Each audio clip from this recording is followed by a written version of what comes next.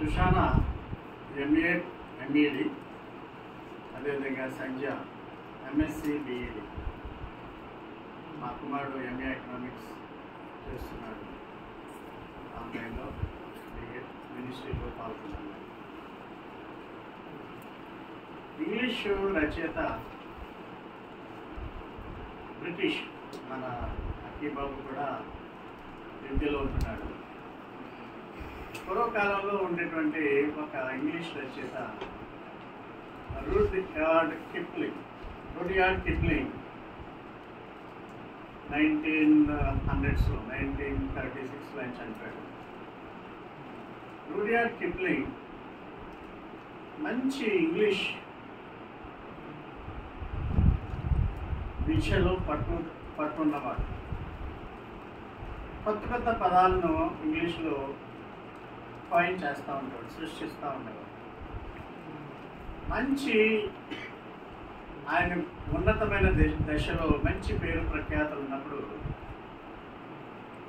ఆయన మాట్లాడే ప్రతి మాటకి కూడా ఆ యొక్క ప్రచురణకర్తలు $1 పే చేసేవారు. $1 ఇంచుమించు ఇప్పుడు $80-90 సంథింగ్ లైక్. ఆ డాలరు అప్పట్లో అది చాలా ఎక్కువ. 1935-1936లో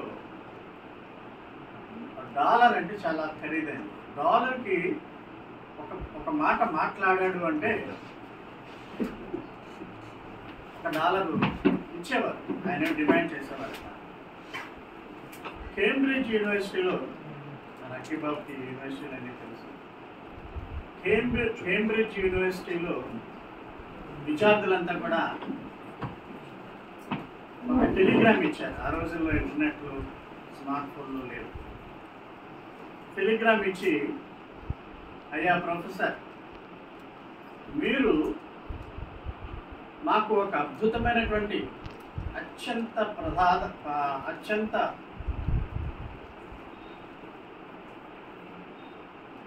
అత్యుత్తమమైనటువంటి పదాన్ని ఒకటి మాకు తెలియచేయండి అని అడిగారు.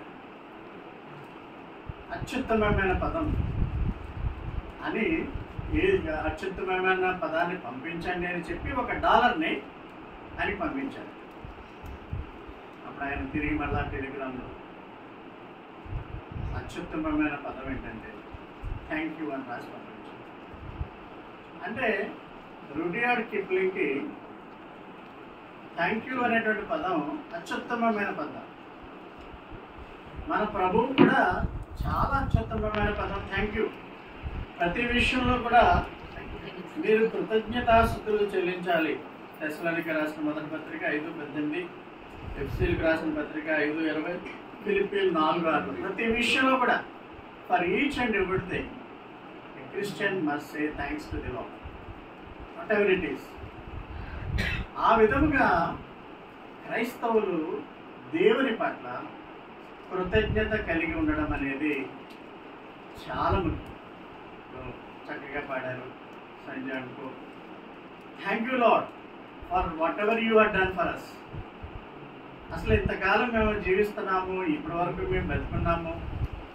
Everything is because of God's goodness to us. Akkibabu గురించి తల్లి ఎంతో, మా కొడుకు మంచిగా ఉండాలి, డిసిప్లిన్గా ఉండాలి, మమ్మల్ని ఎప్పుడు ప్రార్థన చేయమంటారు. మేము అక్కీబాబు ఇంగ్లాండ్ వెళ్ళినప్పటి నుంచి కూడా ప్రార్థన చేస్తూనే ఉన్నాం. సంఘంలో కూడా వారు కూడా వచ్చి అవకాశం ఉన్నప్పుడల్లా వాక్యాన్ని వింటుంటారు. ఈ మధ్యకాలంలో నేను ఒక వివాహానికి వెళ్ళాను. ఆ పెళ్లి కొడుకు మాకు బాగా తెలుస్తున్నవాడు, బంధువులు కూడా. బాబు, నీ యొక్క ఫేస్బుక్ పోస్టింగ్స్ అయ్యి చూస్తూ ఉంటుంటే నువ్వు ఏదో డాన్సర్లా అనిపిస్తున్నావు నాకు. నీకు అసలే ప్రార్థన చేయడం వచ్చా అని అడిగాను. నాకు అనుమానం వచ్చేసాయి. పోస్ట్ గ్రాడ్యుయేట్ చేశాడు అప్పుడు. క్రైస్తవ కుటుంబం, క్రిస్టియన్ బ్రాటప్, పేరు ప్రార్థనకు రాదండి.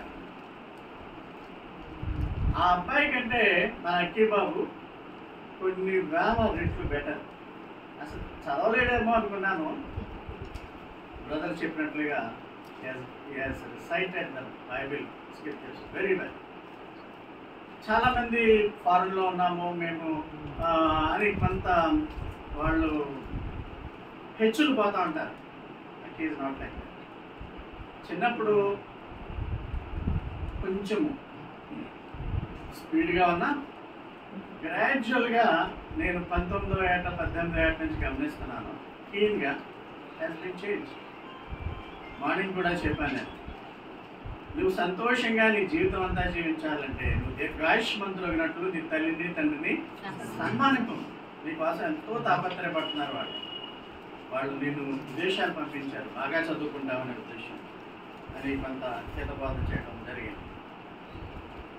కీర్తన 118 అంటాడు, యెహోవా దయాళుడు, ఆయన కృప నిరంతరము నిలుచును, ఆయనకు కృతజ్ఞతాస్తుతులు చెల్లించుడి.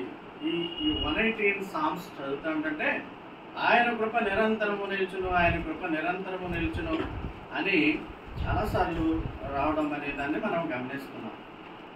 అదేవిధంగా మనము ఈ చివరి వరకు కూడా వెళ్తే 28వ వచనంలో, నీవు నా దేవుడు, నేను నీకు కృతజ్ఞతాస్తుతులు చెల్లించుతున్నాను. If you want to be a great believer, if you want to be a disciple of Christ, if you want to be a child of God, నీవు దేవుని బిడ్డగా ఈ లోకంలో జీవించాలని మేము కోరుకుంటున్నాం. నీవు మంచి ప్రవర్తన, మంచి క్యారెక్టర్తో నువ్వు చక్కగా బయటికి రావాలి, చదువుకోవాలని మేము కోరుకుంటున్నాం. అలాగ నువ్వు చేయాలంటే జాషువా యొక్క జీవితం నుంచి కొన్ని నేర్చుకోవాలి. నేను డీటెయిల్గా చెప్పను. Joshua has obedience and humility towards God. ఆ యొక్క నమ్రత, వినయం అక్యూబుల్కి వచ్చేసి already. So you must have the humility. రెండవది faith and trust in God. నేనును నా ఇంటి వారును, మీరు ఎవరెవరినైతే దేవుని సేవించుకుంటారో, మీ దేవుళ్ళని సేవించుకుంటారో నాకు తెలియదు, కానీ నేనును నా ఇంటి వారును యెహోవాను సేవించదము. So such type of trust you should have it and you should have it. తర్వాత diligence in the word of God, అంటే దేవుని వాక్యము చదువుటలోను, దేవుని వాక్యము బోధించటంలోను జాషువా ఎప్పుడు కూడా పర్ఫెక్ట్గా ఉండేవాడు. సో వాక్యాన్ని స్టడీ చేయాలి, వాక్యాన్ని అవగాహన చేసుకోవాలి, పుట్టివారితో చెప్పాలి, బంధువులతో చెప్పాలి. ఎప్పుడు కూడా ఇంకా సంతోషంగా గడిపేటువంటి కాలం ఉన్నదో, వయసు వచ్చే కొద్దీ you will be learning more things. So 4th point ఏంటంటే ఫెర్వెన్సీ ఇన్ ప్రేయర్. ప్రార్థనలో పట్టుదల. ప్రార్థనలో పట్టుదల. Without prayer you cannot do anything. Without prayer you will not be blessed. Christians are the good, but putting God first. దేవుని 5వ మాట ఏంటంటే దేవునికి టాప్ ప్రయారిటీ ఇవ్వాలి. నువ్వు గొప్ప కార్యం సాధించావు, గొప్పగా ఉన్నావు, అది అది అని ఎవరైనా అంటుంటే దేవుని కృప, థ్యాంక్ యూ అని ఎలా చెప్తామో దేవుని కృప ద్వారా మాత్రమే నేను ఇది చేయగలిగాను అని చెప్పాలి. నువ్వు విదేశాల్లో చదువుతున్నప్పుడు నీకు సెల్ఫ్ డిసిప్లిన్ ఉండాలి. సెల్ఫ్ డిసిప్లిన్లో ఉండడం బట్టి 1 year అన్నా నువ్వు కంప్లీట్ చేయగలిగావు, otherwise it will be in a different way. So తల్లిదండ్రుల దగ్గరుండి వాళ్ళని కంట్రోల్ చేయలేరు, దూరంలో ఉన్నావు, నువ్వు ఏదైనా you can do as you like, but you are perfectly all right now. అందుకనే యంగ్ తిమోతితో అంటాడు పౌలు గారు, తిమోతికి రాసినటువంటి 2వ పత్రిక 2వ అధ్యాయం 22వ వచనంలో, run away from youthful lust, flee, పరిగెత్తుకో, పారిపో, యవనేచ్ఛల నుండి దూరంగా వెళ్ళిపో, నువ్వు పవిత్ర హృదయులై ప్రభువుకు ప్రార్థన చేయు వారితో నీతిని విశ్వాసమును వెంటాడము. So days are not good. మనం పైకి అంతా బాగుంది, ఎవ్రీథింగ్ ఈజ్ ఓకే అంటాం, కానీ పీస్ అండ్ సేఫ్టీ అంటారు, కానీ but we are in end times.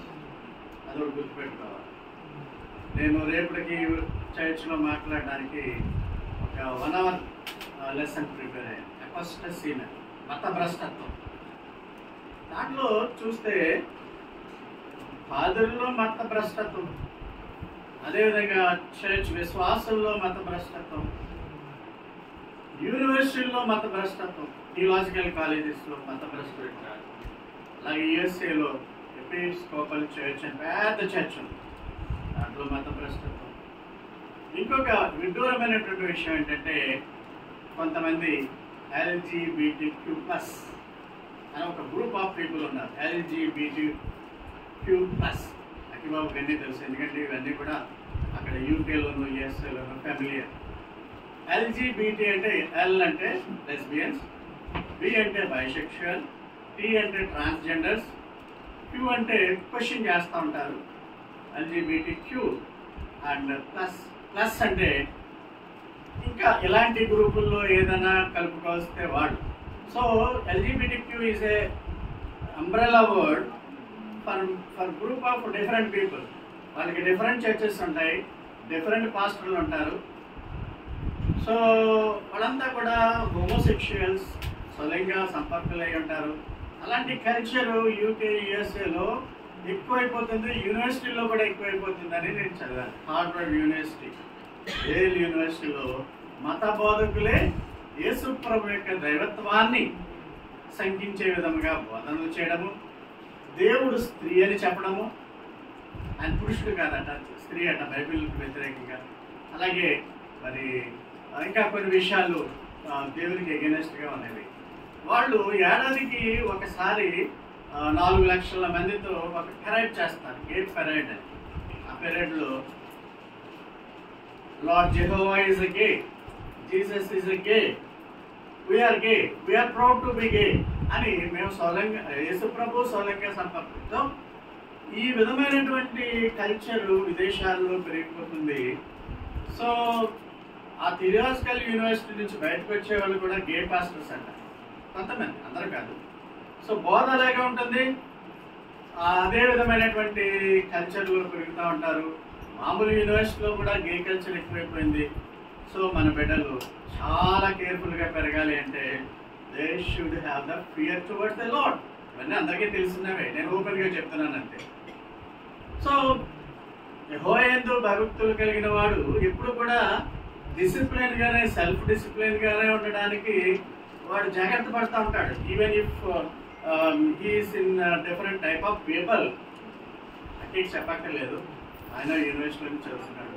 So in universities people started this sort of gay culture. మన బిడ్డలు దాంట్లో ఇరుక్కోకూడదు. And if they start doing all these things, they will die in the end. While young they will die because of several diseases they used to get because of that unusual things they do it. So అఖిబాబు పవిత్రమైన జీవితాన్ని జీవించాలంటే వాక్యాన్ని చదవాలి, వాక్యమైన దేవుని యందు భక్తులు కలిగి ఉండాలి. అదేవిధముగా మరి ఎప్పుడు కూడా ప్రార్థనలో జాషువా జీవితంలో ఉన్నటువంటి 5 పాయింట్లో fervent in prayer, and మర్చిపోకూడదు. Prayer is nothing but it's a bridge between God and ourselves, and it will continue the relationship with God.